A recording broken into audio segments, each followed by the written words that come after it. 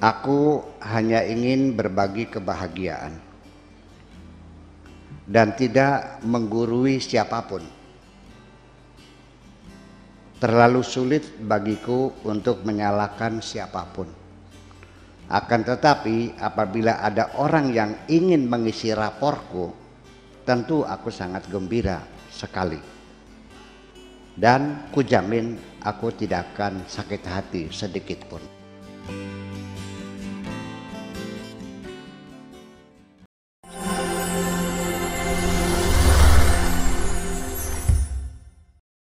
Assalamualaikum warahmatullahi wabarakatuh. Bismillahirrahmanirrahim. La haula wa la quwata illa billah. Asyhadu an la ilaha illallah wa asyhadu anna Muhammadar Rasulullah. Allahumma shalli ala sayyidina Muhammadin wa ala alihi wa sahabatihi ajma'in amma ba'd. Sesungguhnya tema besar yang kita usung sejak bulan puasa ya sampai sekarang ini, yaitu dengan tema dengan tema mencari Tuhan. Ini bukan persoalan saya, bukan persoalan Pak Dik-Dik saja, bukan persoalan Mang Im, persoalan seluruh umat manusia. Saya katakan dengan sesungguhnya, baik yang percaya adanya Tuhan ataupun yang tidak percaya adanya Tuhan, baik orang yang beragama maupun ateis, nanti di penghujungnya pasti dari sisi psikologis tidak bisa dipungkiri. Kalau sudah usia 40, 50, 60, 70, pasti akan bertanya dalam dirinya, what next? Lalu apa setelah itu? Ya, semua orang kalau sudah memikirkan kematian, tidak ada kekecualian, bulu romanya meremang-remang semuanya. Betul nggak? Mulai mikir. Nah itu. Jadi saya kira mudah-mudahan saja kajian mencari Tuhan ini memberikan peluang kesempatan kita kepada kita semuanya.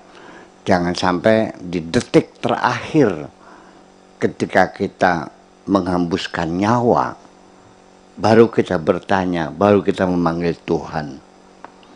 Jangan seperti Raja Firaun yang sudah tenggelam di tengah lautan, baru qala amantu birabbi Musa wa Harun. Aku percaya dengan Tuhan Musa dan Tuhannya Harun. Terlambat. Aw la yushikanallah an yab'atha 'alaikum iqaban thumma tad'unahu fala yustajabu lahu. Kalau sudah hampir saatnya Tuhan menurunkan siksaan kepada kamu, tsumma tad'una, lalu baru kamu memanggil Allah, fala yustajabu lahu, tidak akan disahuti kok. Selesai, udah habis, sudah finish waktunya. Mumpung dia masih hidup, mumpung lahir di tengah hutan, kita hakikatnya semua mencari Tuhan. Ya, sebagaimanapun dengan akal sehat saja. Karena kita, ya nggak usah jauh lah. Kita yang berpuasa di sini, iya kan? Tiap hari bisa makan, ada nasi, ada gesek, ada ikan asin, ada sambal. Masa nggak bertanya, siapa yang mendatangkan makanan ini? Iya kan? Siapa orang yang berbaik budi itu? Siapa sang dermawan yang menyumbangkan hartanya untuk ini? Kan tidak gratis semuanya itu. Listrik juga nyala dengan bensin kan? Pakai bensin enggak? Iya. Masang kabel tenaga orang enggak?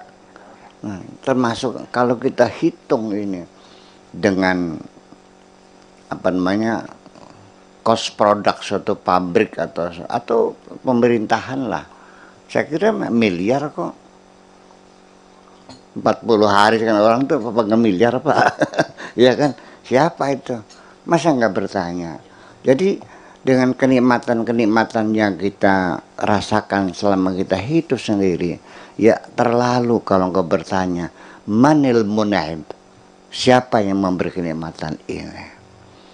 Anak saya saja kondangan ke rumah orang lain, dihormati, dikasih. Kebetulan tuan rumahnya nggak ada halangan sehingga nggak bisa hadir.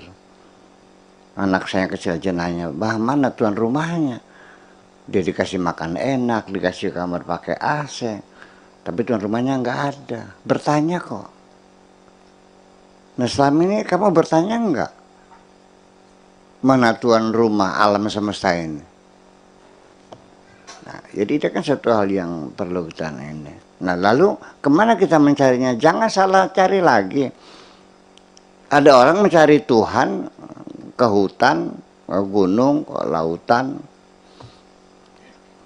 naik pesawat, yang gak ketemu. Begitu meninggal ya dipanglo. Atau bahasa Indonesianya apa, dipanglo. Siapa yang tahu dipanglo bahasa Indonesianya apa? Diomelin, dipersalahkan gitu. Susah lah, dipanglo lah gitu. Lu salah nyari, masa nyari aku ke hutan-hutan, ke gunung-gunung.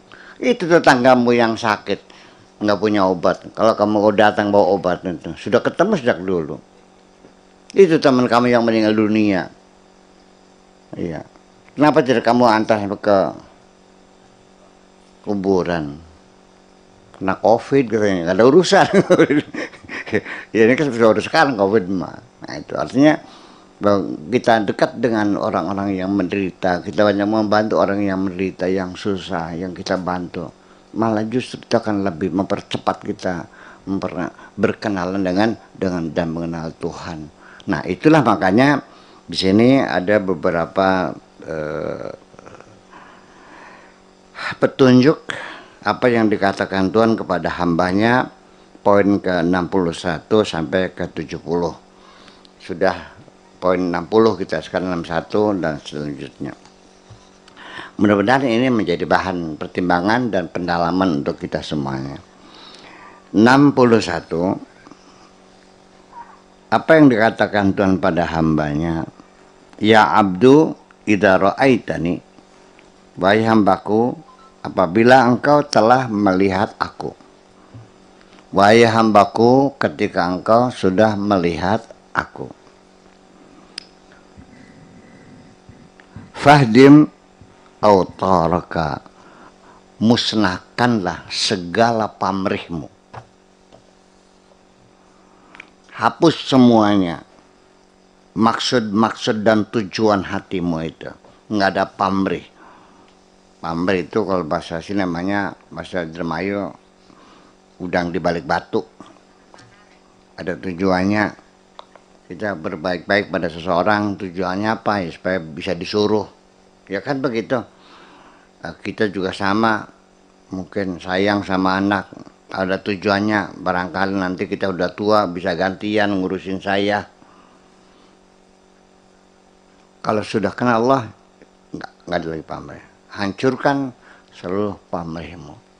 Jadi pamrih kamu itu selain kepada Allah. Ketika engkau berbuat baik kepada siapapun, jangan ada harapan pamrih. Ya, engkau akan mendapatkan pengakuan dari orang lain. Jangan ada pamrih, engkau akan disanjung orang. Jangan ada pamrih, engkau bisa nyuruh orang itu. Selesai. Jangan ada udang di balik batu, aja sampai anak petek. Petek apa? Petek cilik. Petek cilik itu ikan petek yang kecil gitu. Ini udah ada pamrih dan tujuan. Itu. Fa izzati, maka aku bersumpah dengan kebesaranku, la yazulul khataru hatta yazulal wataru. Wahai hambaku, apabila engkau telah melihatku, maka hancurkan segala pamrihmu.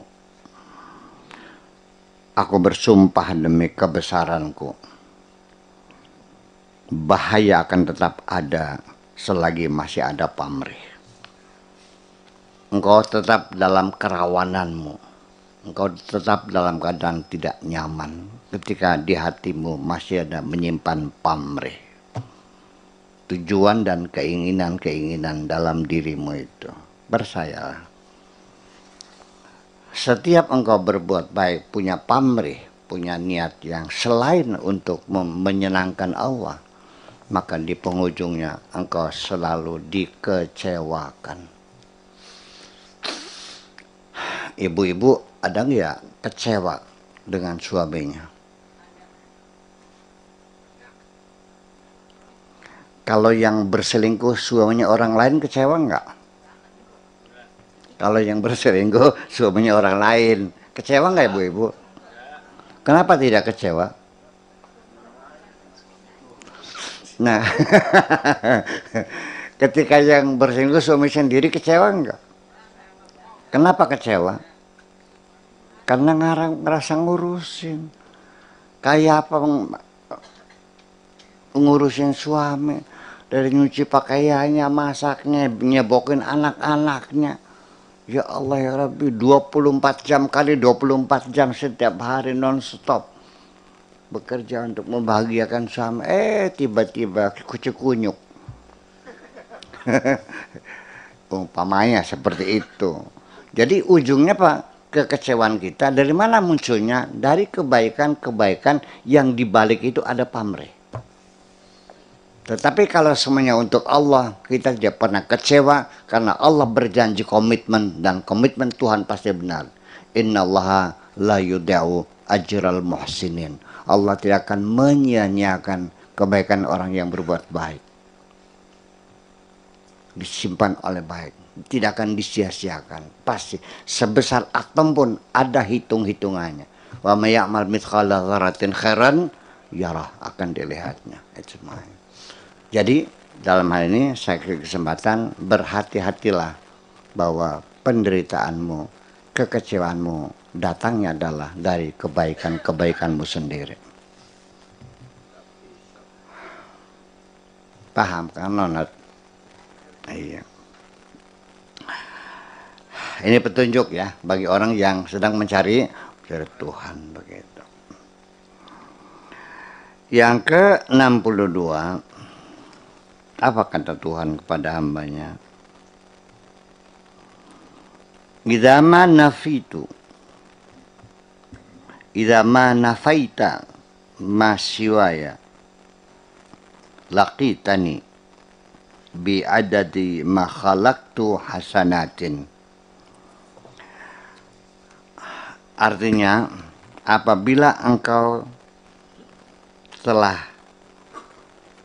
menafikan apa saja selain aku, menafikan apa saja selain aku, yang ada hanya Tuhan, yang lain tidak ada.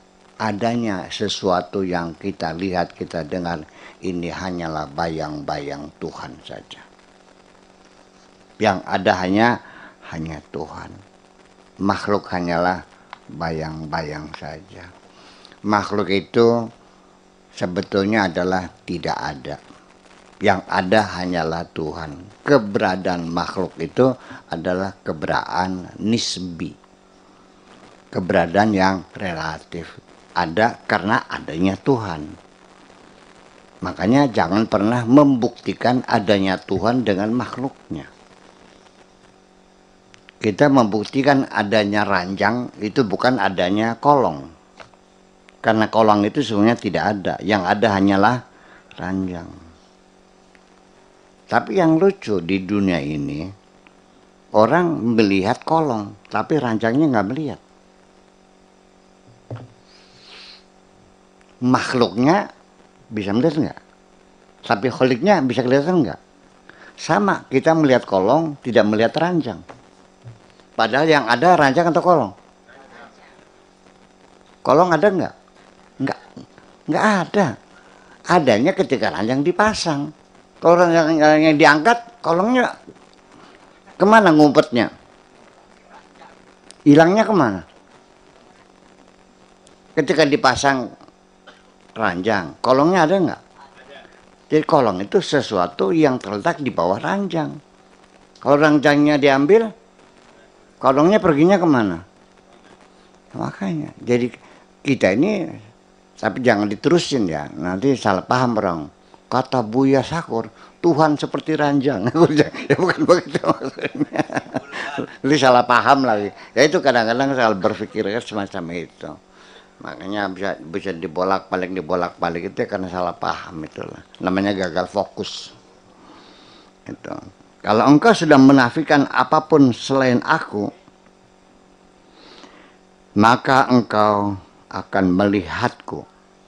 Baru kalau engkau sudah tidak melihat makhluk, baru engkau bisa melihat Sang Khalik.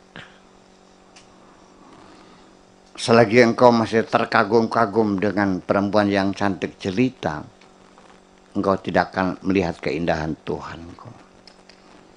Selagi engkau masih mengagumi kekayaan orang, Anda tidak akan memahami Allah itu maha kaya. Itu kira-kira. Maka engkau akan melihatku sebanyak kebaikan yang aku ciptakan. Berapa kali engkau melihat Tuhanmu? Sebanyak kebaikan yang kuciptakan. Tak terhingga. Artinya tak henti-hentinya engkau selalu menatapi Tuhan. Itu. Kenapa?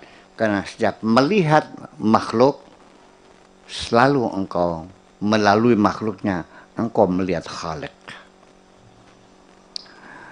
Setiap engkau memegang sesuatu makhluk, maka engkau yang merasakan adalah Sang Khalik. Ketika engkau mendengarkan berita sesuatu dari siapapun, yang kau rasakan adalah berita itu datangnya dari Sang Khalik. Berapa kali engkau melihat Tuhanmu? Sebanyak kebaikan yang diciptakan oleh Tuhan. Artinya, wa in ta'uddu ni'matallah la tuhsuha. Kebaikan Allah ketika dihitung pasti tidak akan dapat terbilang. Saking banyaknya dan tak terhingganya. Lalu yang ke-63, anta abdus siwa ma ra'aita lahu atharan wa atharu ayu syai'in hukmuhu. 60 berapa tadi? 63. Ketika engkau sebagai hamba selain aku, ketika engkau menjadi hamba dunia, ketika engkau menjadi hamba jabatan, ketika engkau menjadi hamba kekuasaan, ketika engkau menjadi hambanya nafsumu sendiri, ketika engkau menjadi hambanya makhluk, dan sebagainya, engkau tidak akan melihat pengaruh keberadaannya. Kamu tidak akan melihat ada pengaruh keberadaan sesuatu yang kau sanjung tadi. Nggak ada pengaruhnya. Tidak akan membuat kamu kaya, tidak membuat kamu miskin, tidak menyembuhkan kamu, tidak menyakitkan kamu, tidak menghidupkan kamu, tidak semuanya. Jejak apa saja dapat dilihat. Berawal dari kekuasaan. Dan ternyata yang menentukan bukan itu yang kau sembah itu. Enggak ada pengaruhnya. Di mana ada kekuasaannya? Kita itu contoh saja. Ini kan gubuk. Ya kan? Ini kan TV 50 in ini. 56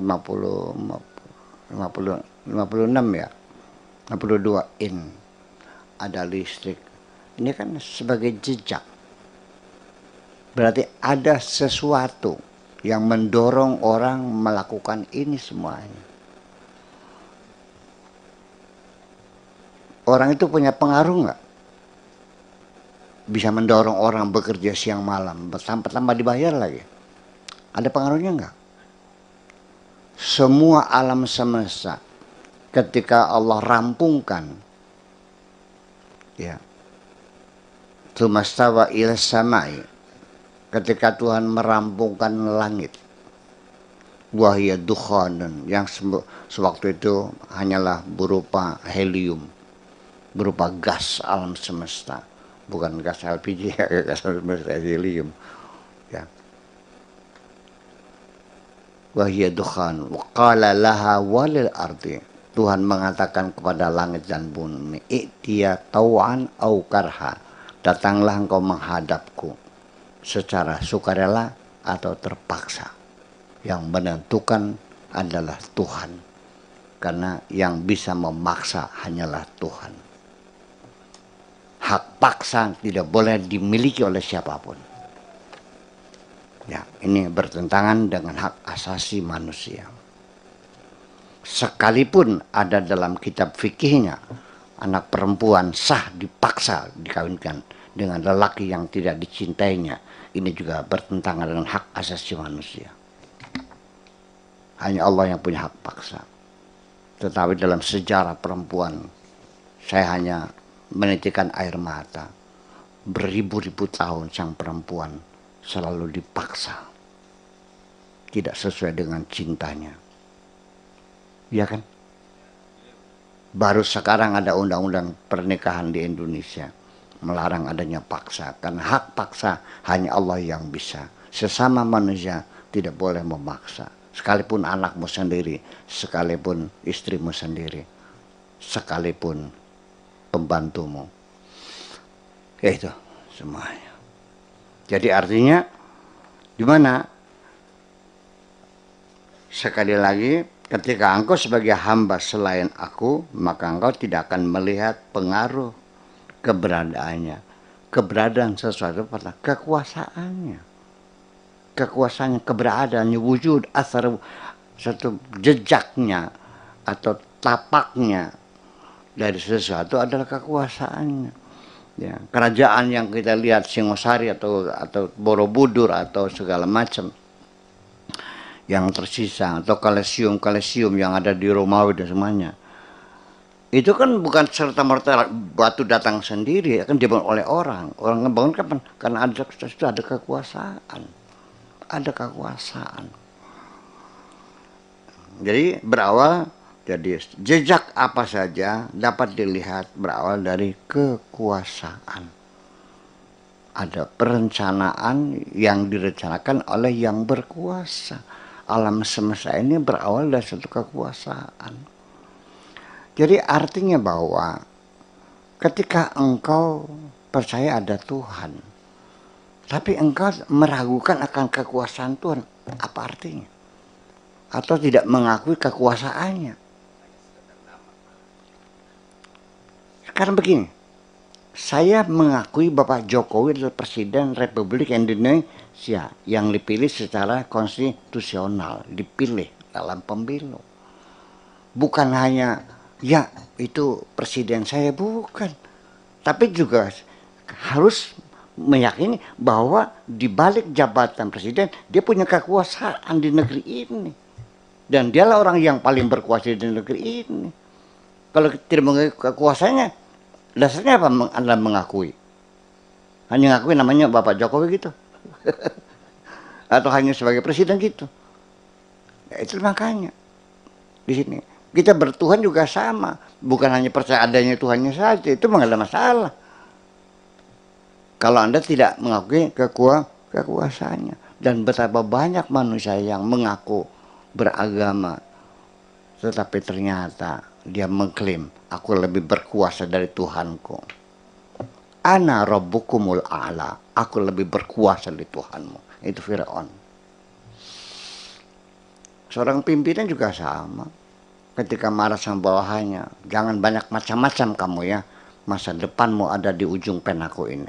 Gue mutasil ke mana, ke apa boleh yang terjauh tuh, Natuna. Dikeritingkan. Kayak Rian. Nah itu kan ke Papua. Yang paling jauh Maroke. Maroko perbatasan dengan Papua New Guinea kan, di sana, ditaruh di ujung sana kan, dikeritingkan di sana. Di ujung penaku, tidak bung, yang menentukan adalah Tuhan. Sebelum penanya menandatangani mutasi bawahan yang diancam, dia kena serangan jantung, klek, mati. Bisa enggak? Atau atasannya lagi yang berkuasa membelanya, makanya dia yang dimutasi. Percaya enggak? Terjadi enggak begini? Terjadi sehari-hari. Percayalah, hanya Allah yang menentukan. Makanya janganlah kau menjadi hamba selain Allah Subhanahu wa ta'ala. Jangan menjadi hamba nafsumu, jangan menjadi hamba hartamu dan kekuasaanmu. Jadilah hamba Allah yang baik. Itu ibadallah. Yang ke-64. Man ra'ani syahida anna syai'a li. Wa man syahida anna syai'a li lam yartabit bihi. Martabatta bisyai'in hatta tarahu laka min wajhin walau ra'aitahu li min kulli wajhin lam tartabit bihi. Waduh ini. Oke, saya terjemahkan. Siapapun yang melihatku,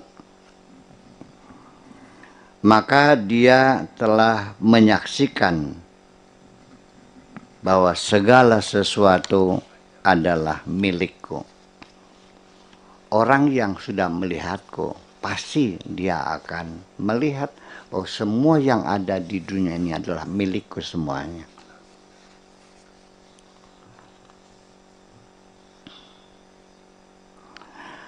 Orang yang belum tahu, saya pengasuh pondok Cadang Pinggan, ketemu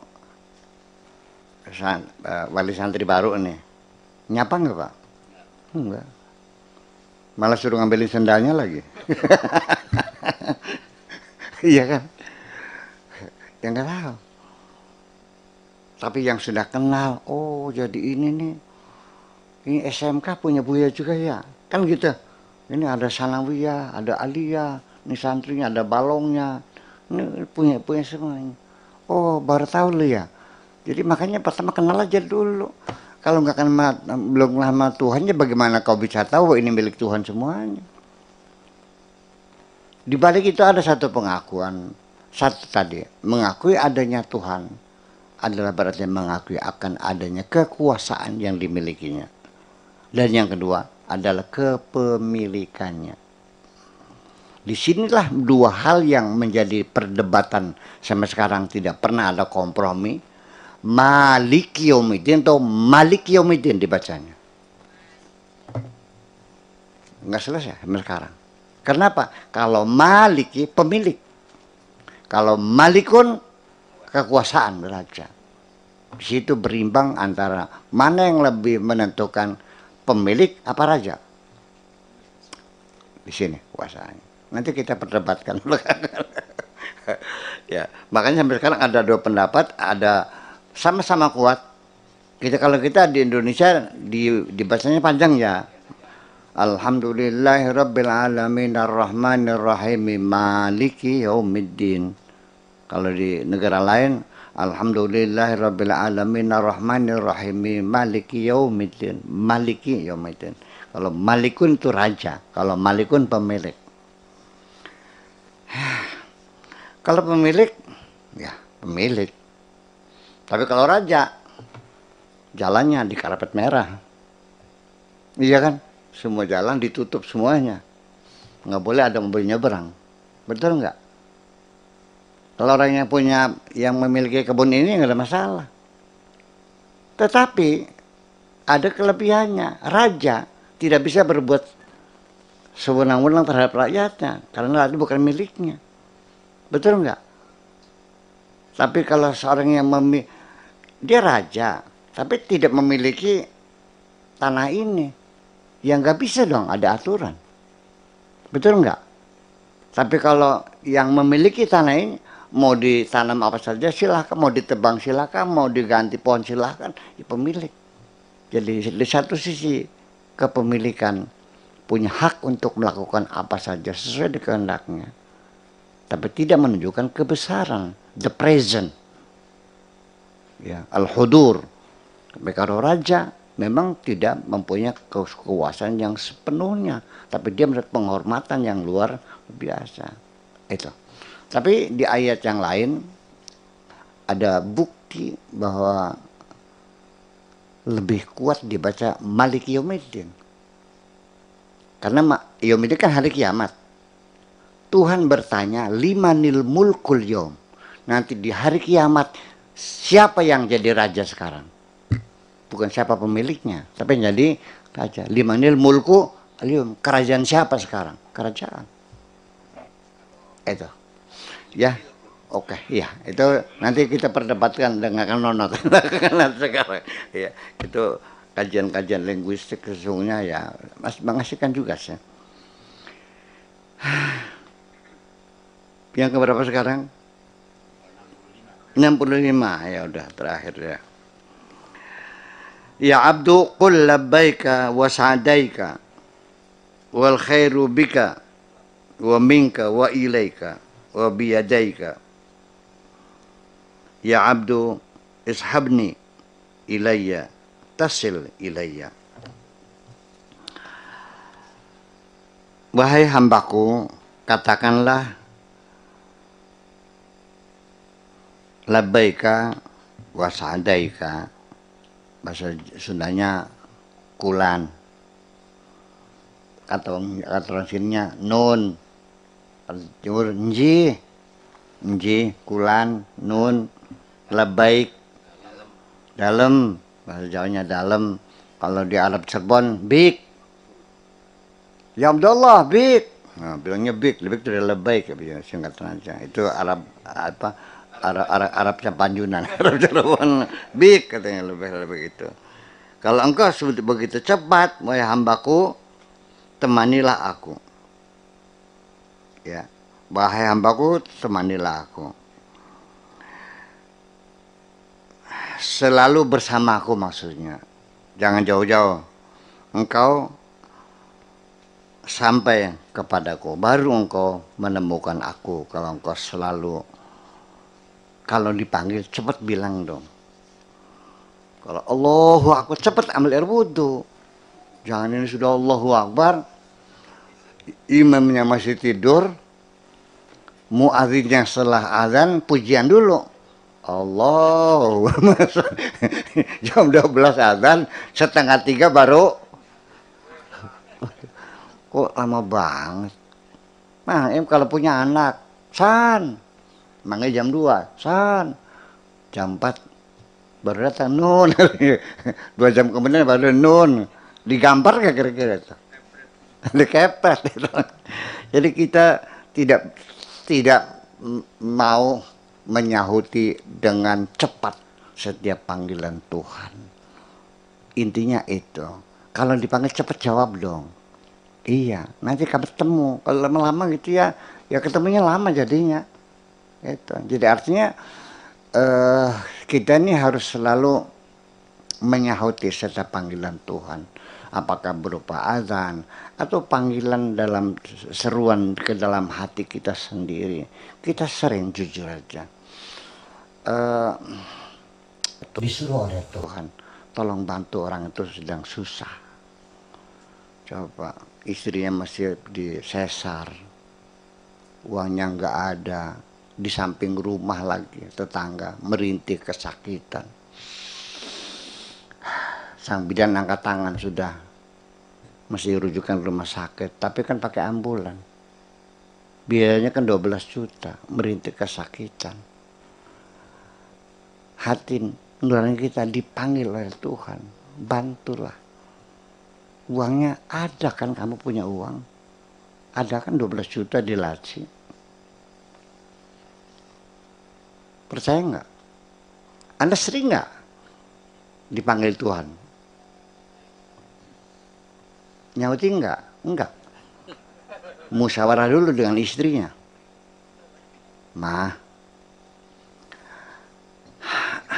tetangga kita dari sore mengerang kesakitan, disesar. kita tolong.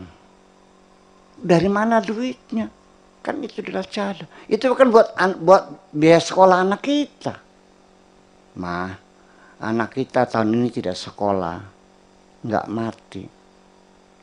Tapi tangga kalau tidak dibantu bisa mati. Cah, mikir jauh-jauh, ponakan bukan, menantu bukan, Allah bukan kok.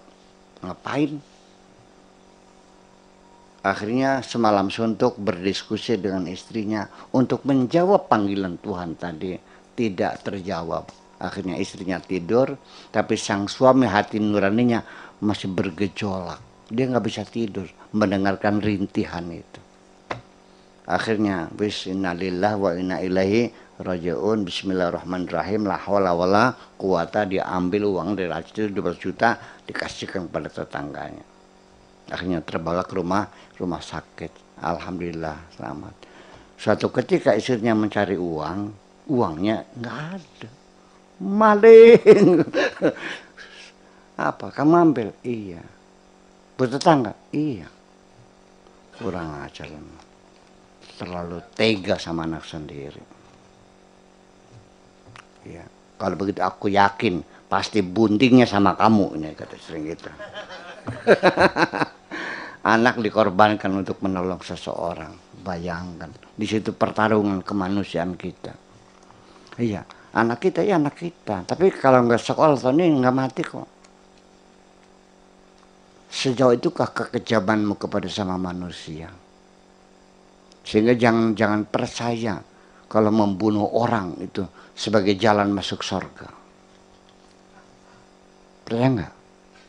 Masa hotel baik-baik, rumah makan, jalan raya, pasar dibom meledak, orang pada mati, lalu itu masuk surga? Masjid lagi. Ya kan gak masuk akal. Membiarkan orang mati saja nggak akan dituntut oleh Tuhan kok. Apalagi menghilangkan nyawa orang. Itulah kira-kira semacam itu. Ya mudah-mudahan akhirnya dengan membangun kemanusiaan kita, Tuhan akan mempermudah kita untuk mengenal Tuhan secepatnya. Amin. Itu saja. Terima kasih. Assalamualaikum warahmatullahi wabarakatuh.